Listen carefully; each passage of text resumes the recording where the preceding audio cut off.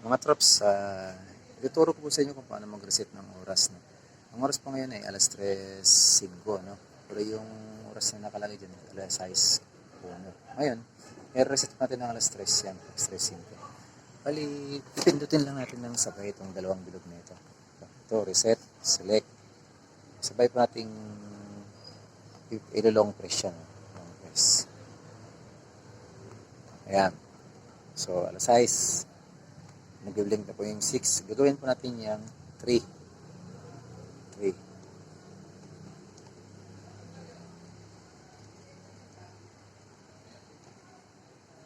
Oops, mubra. Mubra.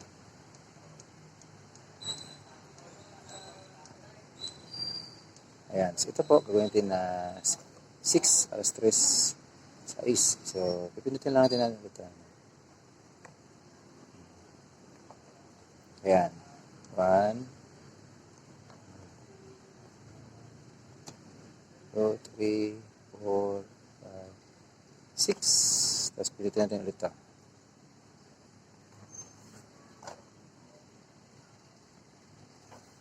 Ayan. Okay, na-reset na po natin yung oras, ano? Alas 3 ayos. Ganun lang po, mga katrops. Reset ng oras. Long press na natin ito, sabay.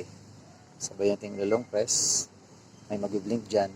Pag nag-blink yung 3, dito na tayo mag-pindot para maging 4, 5, 6.